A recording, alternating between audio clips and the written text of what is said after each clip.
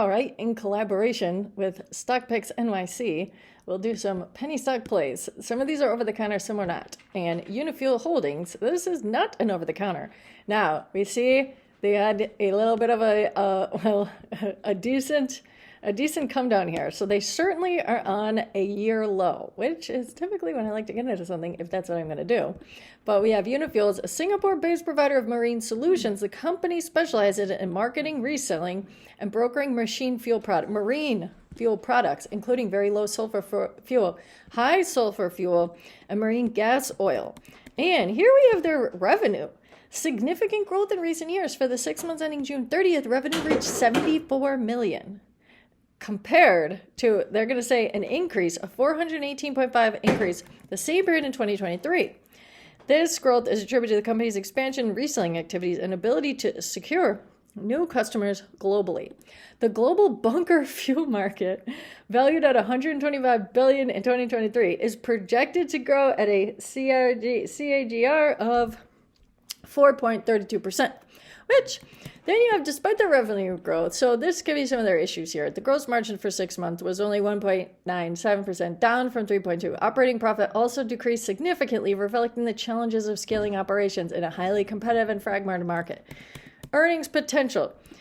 UFG plans to use IPO proceeds to scale reselling activities, strengthen its workforce, and expand geographically. That could be exciting. And the initiatives could drive revenue growth in 2025 and 2026, but profitability would depend on the company's ability to manage costs. So you could say, and then their core products, these would be catering to shipping companies and marine fuel suppliers worldwide. The company also acts as a broker, leveraging its operational expertise. UFG aims to expand its key markets such as Houston, London, and Dubai, which are major hubs for marine fuel demand. This strategic move could enhance its market share and revenue diversification. And if you want to know more about this one, I'll put this in the video description so you can look through their interim financial results. But we could definitely see gains from this, guys. I think the marine industry in general is going to see some things. Then we're going to have this one, CYCU. And CYCU has certainly had, they were at a rise, and then this would be a reverse split. So you would see them coming back from this, and we have our notes from Stock Picks there. We have the stock crash due to the reverse split trading at an attractive valuation. The RNS came on the table when the stock first started selling out. The reverse split went into effect on 10/27 and dipped more. But now that the RS is behind, the stock can start rebounding if the stock trades above $1 for 7 days. Yes. And here would be some of their highlights. The post-reverse split, 2.8 shares outstanding, 11 million market cap, 73 million contracted backlog. That is what I would find interesting. 7.7 annual revenue for 2024, 30 in assets for Q2 2025. And this one, here's some of their client bases: Verizon, AT&T, T-Mobile, U.S. Navy, Department of War, Department of Homeland Security, Department of Intelligence, Defense Intelligence Agencies, and more. And here's what they had said, their letter here. And they want us to know they're going to take shareholder value into increasing. They're committed to it. They're committed to the shareholder value, people. And their team has harnessed the power of artificial intelligence to redefine cybersecurity and IT solutions, offering proprietary solutions to meet our customers' cybersecurity needs. Our AI-driven platform, I like a platform, particularly ARX and CyberShield, have fueled our record-breaking backlog, deepened client trust, and powered a strategic acquisition strategy that positions us as a leader in AI cybersecurity revolution. I like the backlog. I think that is a strong signal that they could do well. I think these guys, they could come back with the backlog, and they're certainly on down.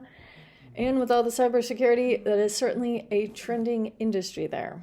And we have OPTT. Speaking of backlogs, OPTT people. Now, the thing about OPTT that people should keep in mind is they have every potential to get themselves back to 142, I think.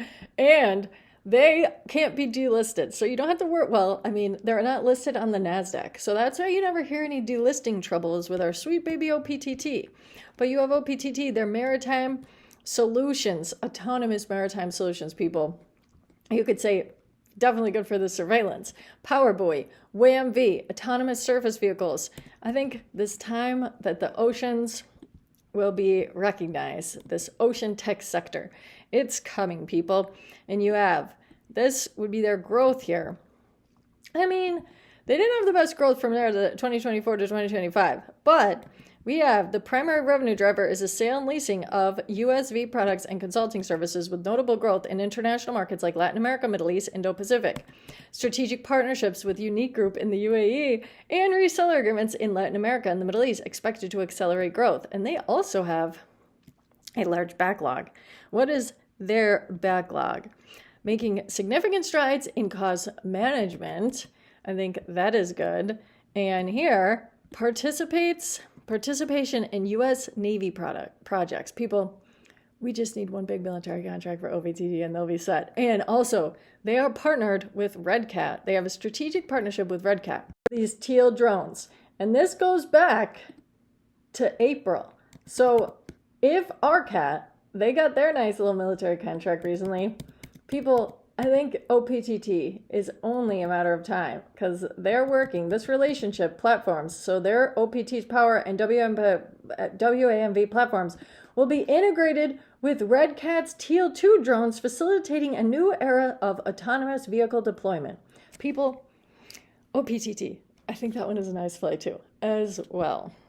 You also have this news. This is another one I feel like I should mention. The Kraken CRKNF. It's an over-the-counter one. And Anduril's new Australian subsea drone factory is open.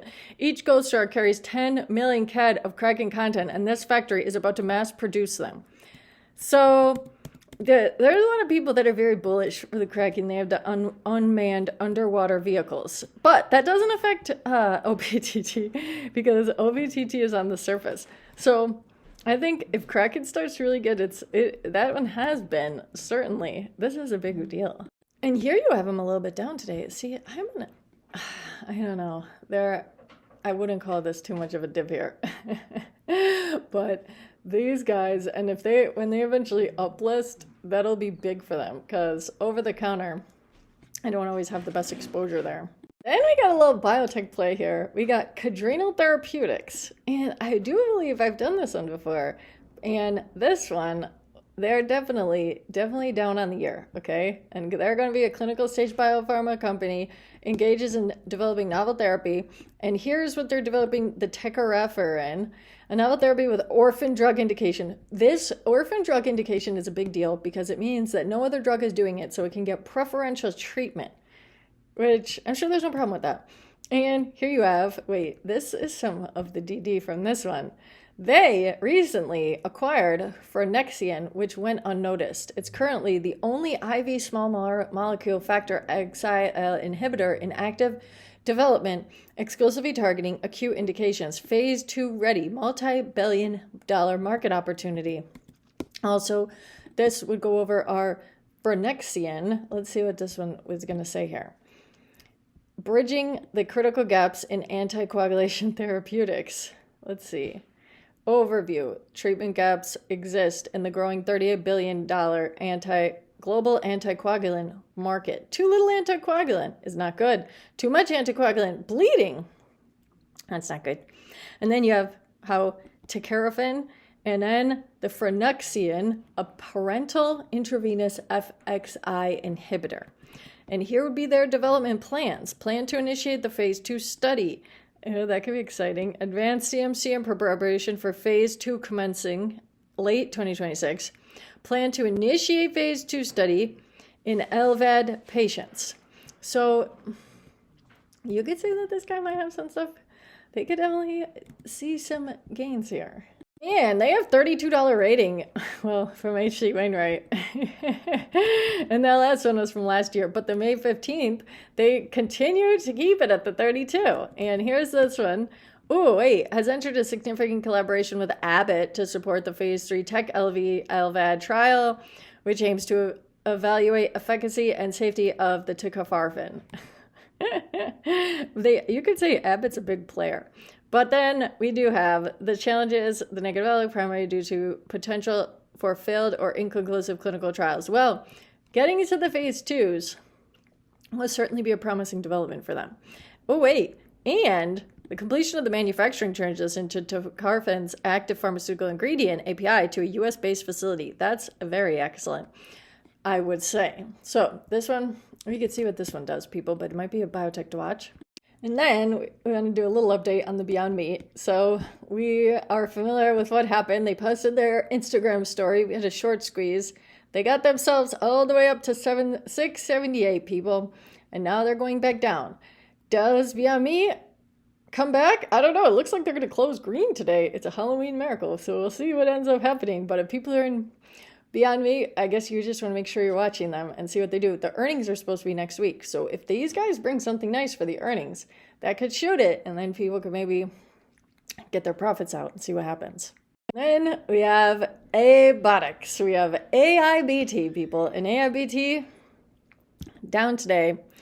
Down for the year to date. But they got themselves all the way up to 12 cents, people, which you could say is something. But their Keenan deal. So they have this partnership with Keenan Robotics, all right?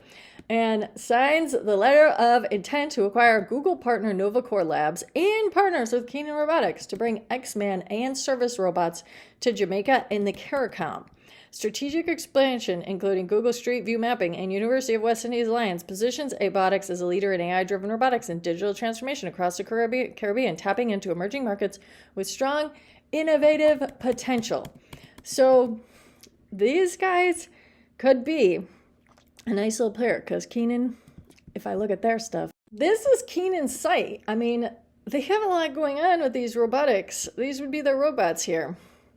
And industrial ones, these would be for like be using business robots.